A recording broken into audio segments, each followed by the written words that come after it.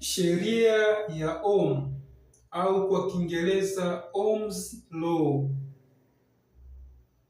Je, unajua kwa nini mkondo wa umeme huongezeka wakati mwingine hupungua?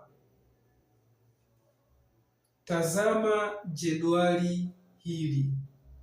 Jedwali hili lina maneno makuu matatu. Neno la kwanza ni voltage. Neno la pili ni mkondo wa umeme. Neno la tatu ni ukinzani. Mifumo ya umeme na electronics inatumia herufi V kubwa kuwakilisha neno voltage.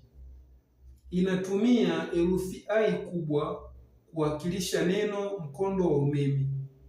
Inatumia herufi R kubwa kuwakilisha neno ukinzani. Ohm's Law ni nini? Ohm's Law ni sheria inayotufafanulia uhusiano wa kihisabati baina ya voltage, mkondo wa umeme na ukinzani.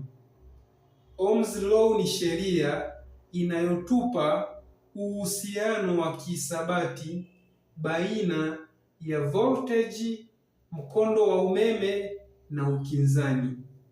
Kihisabati Ohm's Law inasemaje? Kihisabati Ohm's Law inasema voltage ni zao la mkondo wa umeme na ukinzani. Ukitaka kupata voltage, zidisha mkondo wa umeme na ukinzani.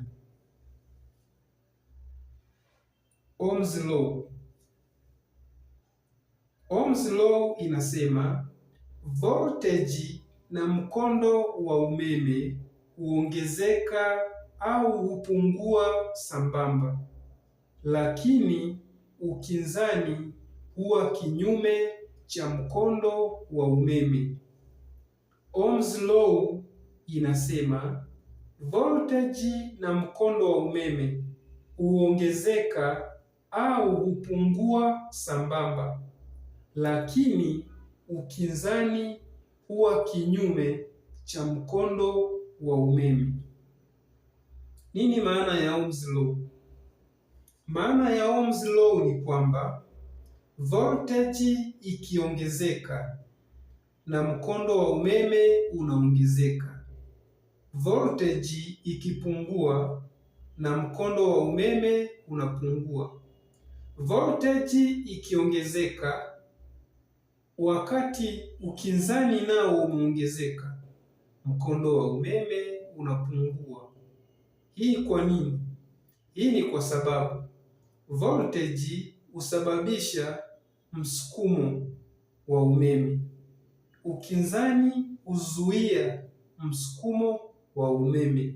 Mwisho wa siku mkondo wa umeme utapungua. Umewahi kujiuliza ni kwa nini umeme wa viwandani na umeme wa majumbani hautumii njia moja? Umewahi kujiuliza ni kwa nini umeme wa viwandani na umeme wa majumbani hautumii njia moja? Tukutane kwenye video ya power ya umeme.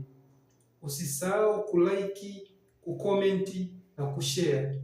Pia kusubscribe Linear Electronics.